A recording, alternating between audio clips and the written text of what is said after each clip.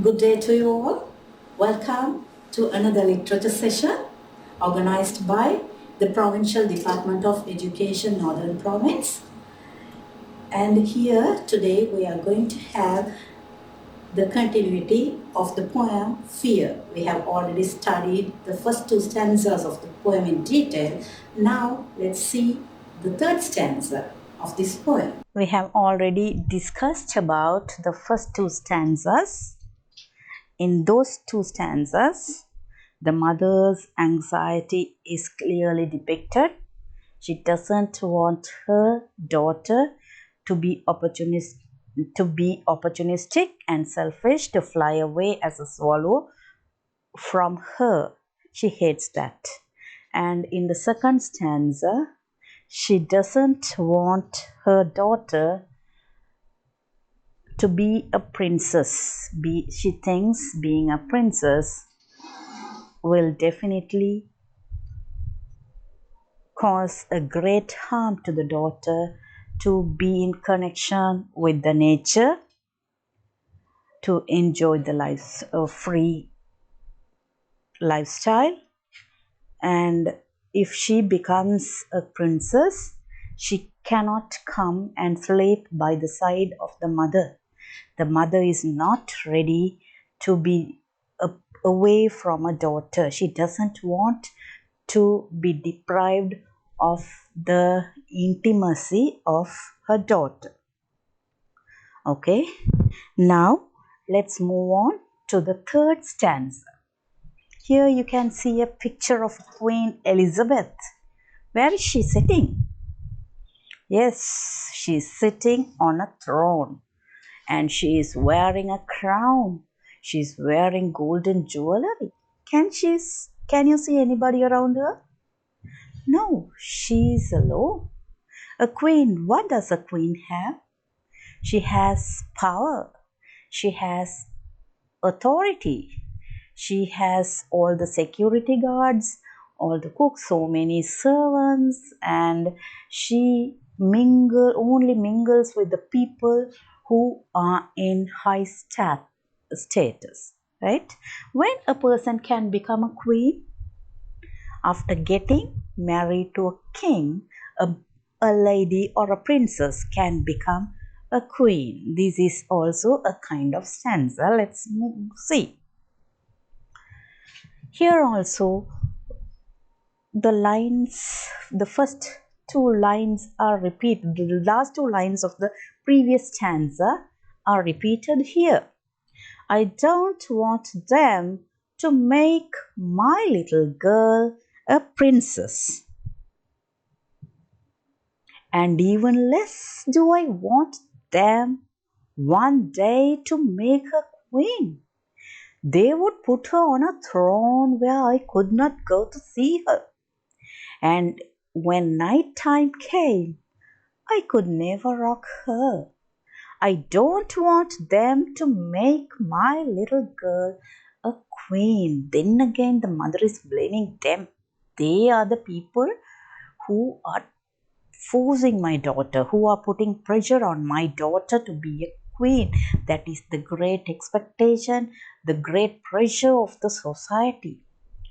From princess, at the teenage, when a child is young, when it is a daughter of a king, it is called a princess. The child is called a princess, and it is, as we have already seen, it is given a very luxury lifestyle with all the facilities. Though there are lots of facilities, they can't be free. They have to follow certain rules and protocols, so their freedom is deprived. It is hidden, it is buried under the luxuries of life. So the mother wants to value freedom rather than luxurious lifestyle. And even less, she totally hates. Do I want them one day to make her queen? Queen, I have already gave you introduction. Queen, being a queen, that symbolizes power, authority, sovereignty, and everything. If she can do whatever she wants. So this mother doesn't want her child to be a queen with all these things. What will the society do when if there is a queen? She will be put on a throne. That is the seat, only seat. One and only person who can sit on the throne is the king and the queen. So it is also a symbol of power, high authority. So she can't, no one can go closer to the throne, and she can't get down whenever she wants. If she sits on a throne, she can't get down whenever she wants. It is an official position for her. What will the society do? She will put on the throne where I could not go to see her. Yes, can anybody go and see a king or a queen easily? No, it is very hard for an ordinary person to reach a king or a queen because they are surrounded with guards, security forces, and there are certain things we have to get permission, we have to make appointment to meet a queen. So the mother, even though she is a mother, she is unable to reach her because she is in power. Because of the power, she cannot easily reach her. So that is the problem of the mother. I cannot share my love with my daughter easily. And when night time came, I could not rock her. But think about the mother. She is a queen, so she must be an age-old person. She is at her middle age. After getting married, only a person can become a queen. Here, what does the mother want to do? She wants to rock her. That means she wants to cradle her. She wants to rock her as a baby. Though she is grown up, for mothers, their daughters are children forever, though they are grown up even. Right? Even though they have children, even though the mothers have their grandchildren, they treat their daughters or children as small. Here also we can see the love of the mother. She wants to rock her, she wants to cuddle her, she wants to put her to sleep. So how lovable the mother is. I could never rock her. I don't want them to make my little girl a princess. So she is too much fond of a child. She is too much affectionate. She can't even imagine of being away from her daughter. So she doesn't want. So what do you think about this mother? Is she selfish? Is she jealous about her daughter? What do you think? No, it is a rare kind of mother. She's a rare kind of mother who wants her daughter to be of herself. She wants her daughter to to have her traditions, to have her origins of her own. Because of being a queen, she may give up her traditions. She may give up her originality, so that the mother hates that. She wants a daughter to be, doesn't want a daughter to be a queen. Yes, this is the society that gives a pressure. Sometimes the daughter may too much ambitious of being a queen, being a princess. Sometimes she may get disappointed. The mother doesn't want her daughter to be disappointed. Sometimes she may be defeated by these ambitions. She will be unable to get what she wants. So the mother doesn't want her to set unachievable and unrealistic goal for herself. So the mother doesn't want her daughter to be a swallow, to be a princess, or even to be a queen with power and majesty. Let's see. Here there is a, the gist of stanza 3. The mother wants her daughter to be a part and parcel of the society and not to be exclusive because of her status as a queen with all the lavish wealth, power, and authority she possesses. She wants her daughter to be in the society, not to be apart from the society because of her riches. So she wants her daughter to be socialized, not to be exclusive from the society. Further, she wants her daughter to be perceptive and insightful about the goals she set, that they should be achievable and realistic. Here, the mother's anxiety for her daughter, the daughter, if the society may turn the daughter to be ambitious, so the daughter may set unachievable and unrealistic goals and she may run towards that. Sometimes she may get disappointed, so that the mother wants the daughter to be perceptive, to be insightful, to think deeply with wisdom about her goals.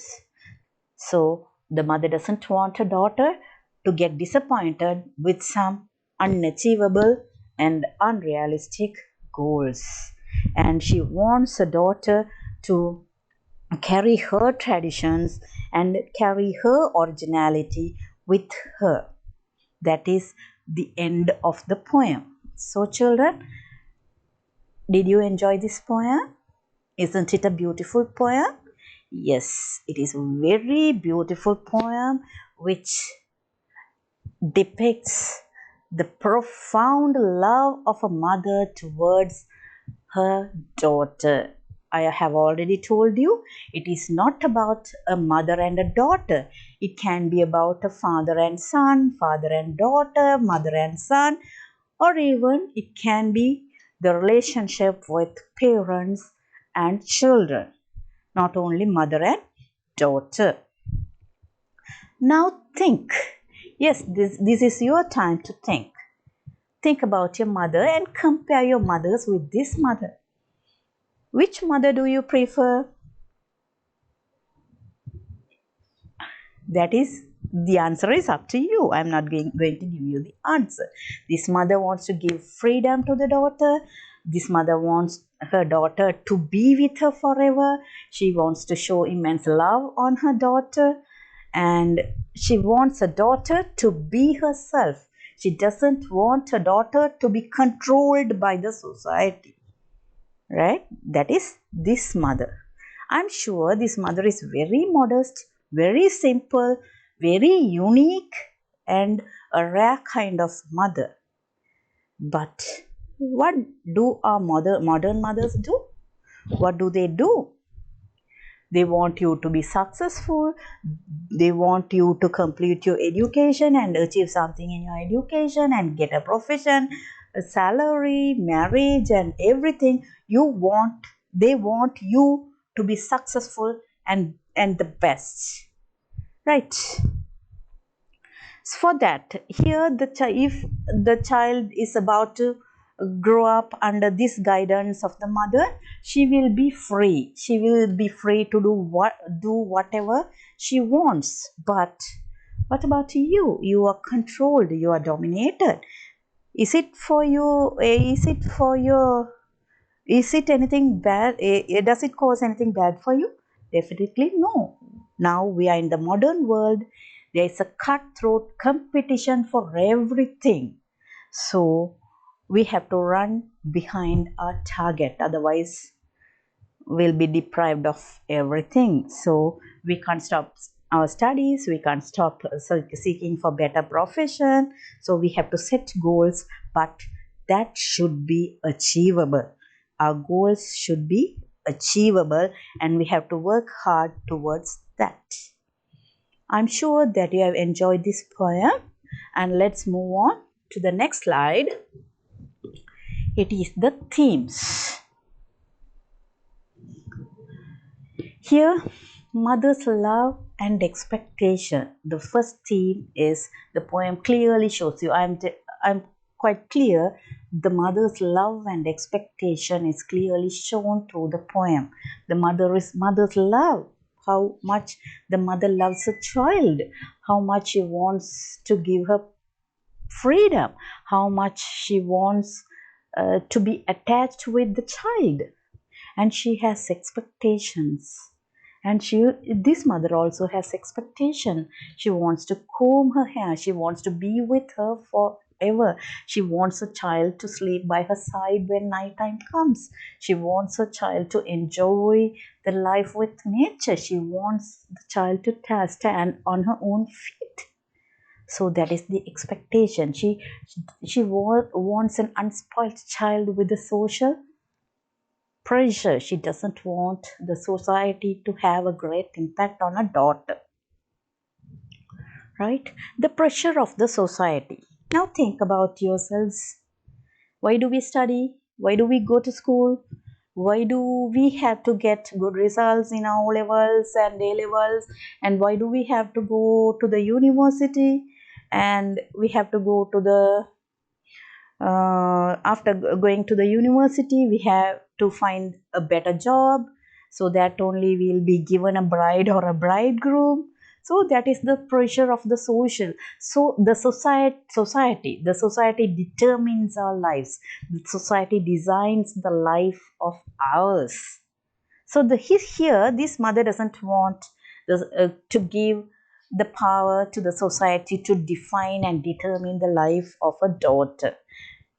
Because of the persuasion of the society, we are running behind all these things. When we run behind in search of education and profession and money, what happens to us? We will be deprived of our freedom. We can't spend time with our family members. We can't uh, take even rest. Nowadays, think about your families. How many of you sit at the dining table together as a family and have dinner? Nobody, because everyone is busy in this world. We can't blame your parents because there is a rat race for everything. So we have to run, we are forced by the society to run behind. Further off, the goals we set, it is not mentioned here, but the goals we set must be realistic and achievable. We can't bury ourselves within the unrealistic, unachievable goals, so that if we set such goals, we have to bury ourselves within that. We can't be victorious. We will definitely be disappointed, and this disappointment will definitely lead to frustration. So here the mother in the poem Fear doesn't want her daughter to get affected by these social pressure and all these things. Okay, now let's move on to the next slide for an important thing,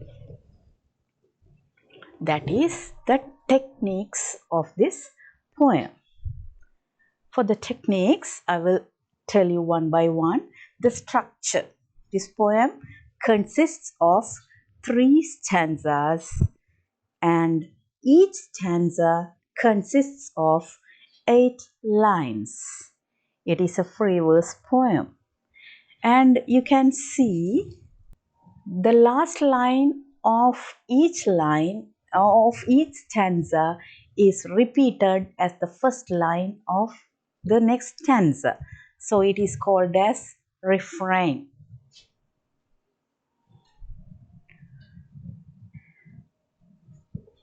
The last line are repeated again. I don't want them to these lines are repeated here.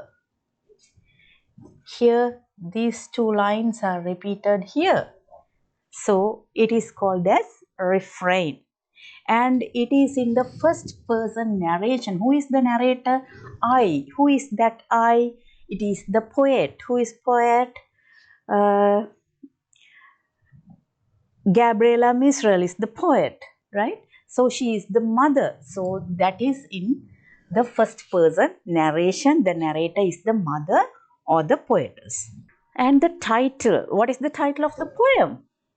Fear. When we come across the title Fear, we expect something terrible, something frightening. I have already shown you a slide. Maybe we may have fear due to ghosts, some venomous insects, dangerous animals, or even we have exam fear as well. But the title, normally the titles tell us about the poetry, the content of the poetry, but it is totally different. It is not actually fear. It is better to call it as anxiety than fear. Suggests something frightening, but it is anxiety more than fear. The narrative form I have already told you. It is in the first person narration. The mother is the narrator. She is speaking. And this poem is full of symbols and metaphor. We can see three stunning, prominent symbols: swallow, princess, and queen. In each stanza, it is depicted. First one is swallow. It is a metaphor as well as a symbol. I have already told you, swallow is a migrating bird. It migrates in search of better climates. So it is with selfishness and opportunism. So the mother doesn't want her daughter to be too much ambitious, so that she tells the society is trying to make my daughter as a swallow. I don't want them to make her like a swallow. So daughter is compared with swallow. That is a metaphor, and swallow is a symbol of selfishness and opportunism. And then there is a stunning another prominent symbol and metaphor, that is princess.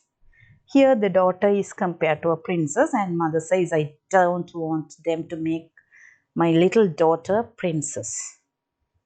Princess, it symbolizes luxurious lifestyle, wealth, and lack of freedom. Princesses, they don't have that much of freedom. I have already told you, they have to follow certain rules. They can't be as they are. So their life is restricted under certain protocols. So that is a symbol of luxury. But their life is very lavish. You have already experienced, seen the picture of Kate Middleton, and her dress is very beautiful. She is wearing precious ornaments and accessories. So her life is full of expensive things. So here the mother hates that. And the third prominent symbol is queen, and it is also a metaphor.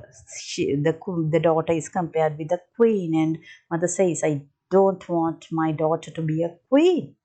And queen symbolizes poverty and exclusive. She is exclusive from the society. She is not a person from the society. She is excluded. She is not a part of the society. She is kept something above the society. So she is excluded from the society. She is alienated from the society. So she doesn't have, she is not going to have that much of, she is unable to feel the warmth of love and everything, because she has power, authority, and everything, so that she is excluded from the society. And queen is a symbol of power and majesty. Here these things are symbols. Sky, you know sky, it is vast and wide. There is no limit for the sky. So the sky is the symbol of unlimited freedom. It is open everywhere. So there is no restriction to fly in the sky. There is no barrier. So limitless freedom is symbolized by sky. And the straw bed, mother yearns to her daughter to be on the straw bed with her. Mother yearns. Straw bed. What is straw? It is a dried leaf, cut leaf of a corn or paddy. That is straw. The mattress is made with this straw. So it symbolizes poverty and a rural life. It is not a luxurious life. It is a life, very simple life with nature in a rural area. It symbolizes that. And golden slippers. Who wears golden slippers here? Who wears these golden slippers? Princess. Then again, it symbolizes the luxuries of life. Lavish, grand lifestyle with lots of wealth and riches. Golden slippers is a symbol of luxurious lifestyle. And then again we have another symbol, that is meadow. Meadow, that is the green grassland, beautiful grassland which is covered with grass and green, fresh. Right, mother here, the mother worries that if she is in her golden slippers, how can she experience the warmth, softness, and sweetness of nature? So, meadow symbolizes nature and greenery. And then again, here, queen, as I have already told you, it is a symbol of power and authority. And this poetry is full of strong visual imagery. We can visualize when we go through the poem. Everything could be visualized from the first line onwards. I have given you pictures on it. Yes, everything is full of visual imagery. Swallows, straw bed, eaves, even combing hair of the daughter.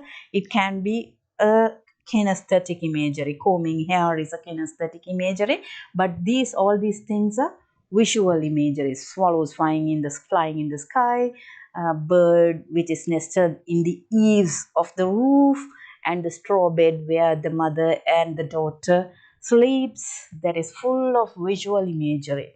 And even in the next stanza also, you can have visual imagery of a swallow, a princess in golden slippers, a child playing in the meadows without slippers, barefootedly. A child plays in the meadow barefootedly, and a mother and child sleeping on the bed side by side.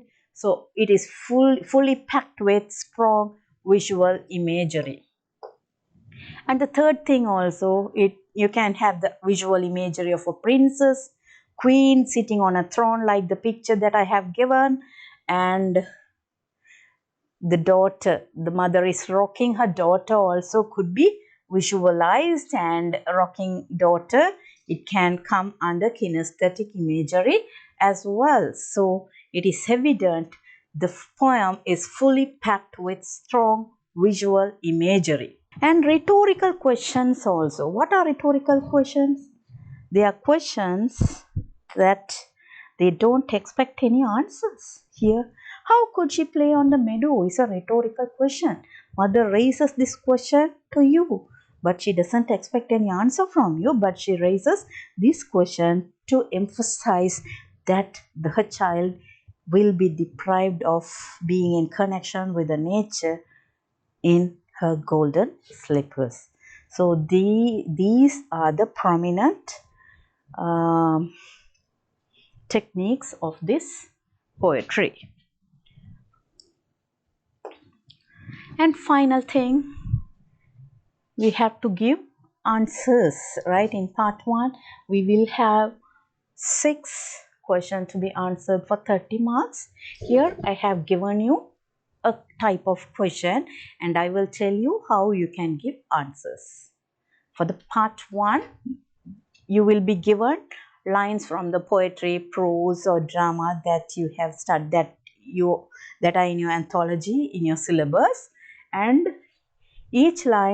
for each lines they will have 4 questions, and you have to answer all these 4 questions perfectly. Here you are expected the short answers. Don't try to write lengthy answers for this question. One is to manage your time and the other one is to be free from unwanted errors, right? Okay, first one, I'll read the lines for you. I don't want them to make my little girl a princess in tiny golden slippers. How could she play on the meadow? First question will be the same in all the texts, right? Where are these lines taken from? Who is the writer, right? You must be very careful when you answer these things. You are expected to give this answer with correct spelling and correct capitalization. So you must be quite aware of it. You have to write the title of the poem, work writing perfectly without any spelling mistakes. And when you write the name of the writer, you must be very careful about the spelling as well as the capitalization. Where are these lines taken from? From the poem Fear. Who is the writer? Gabriela Mistral. That's the writer is Gabriela Mistral. These lines are taken from the poem No Need, from the poem Fear by Gabriela Mistral. It's enough. Who are referred to as them? Now tell me, who are referred to as them? Definitely the society. The society. Give 2 literary devices employed here. What are the literary devices? I don't want them to make my little girl a princess. Princess, I have already told you, it is a metaphor as well as a symbol. So you can give princess, it's a metaphor or symbol, you can write. In tiny golden slippers, how could she play on the meadow? And then again, golden slippers are the symbol. You can give symbol here. And how could she play on the meadow? I have already told you. What kind of technique is this? It is the rhetorical question. And you can see here the lines are continuing. I don't want them to make my little girl. Here there is no full stop. It is continuing. So we can give another technique. We can point another technique here. What is that? It is run-on line or enjambment. So there are several techniques. You can use one of it, right? Princess, metaphor as well as symbol, golden slippers. It is a symbol, and meadows. It is also symbol of nature. And how could she play on the meadow? Rhetorical question and enjambment. There are several techniques. You can give 2 of them. And the next question is, why doesn't the speaker want them to make a little girl a princess? Why doesn't the speaker want them to make her little girl a princess? You know the answer for that. Because she wants her daughter to be on her own feet. She wants her daughter to be with nature. She doesn't want her daughter to be kept away from nature, so that she doesn't want the society to put pressure on her daughter to be a princess. She hates that. So likewise, you can give very short answers for this kind of questions. For each question, here you'll get 1 mark, 1 mark, 1 mark, and for this question, you'll get 2 marks, totally 5 marks each. So when you write answer, you have to give a bit lengthy answer for the 4th D part. Now let's move on to the part 2 question. I have given you a part 2 question. You can try it at home and I will help you to structure the answer. The poem Fear places a criticism on the modern parents who set unrealizable goals for the children. Do you agree? Discuss. For this question, you can give answers like this. In the first stanza, you can give introduction to the poet and the poem, and you should try to paraphrase the question. You have to point out the words, keywords. What are the keywords? The poem here places a criticism on the modern parents who set unrealizable goals for the children. So here you have to compare. Here it is necessary for you to compare your modern mothers with this modest mother of Gabriela Mistral.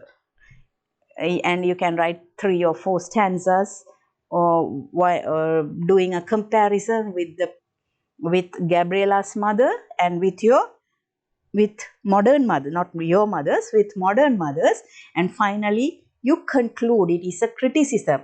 Gabriela Mistral doesn't want a child to lead a life with restrictions, and she doesn't want a child to be captive under the social pressure. You have to give that. So this is the end of the lesson. I hope you have enjoyed this poem with me. Thank you for joining me in this session. I'm quite sure you have a great insight of this poem, and now you are able to answer all the context questions and essay type questions which appear in your exam paper in this poem. Thank you.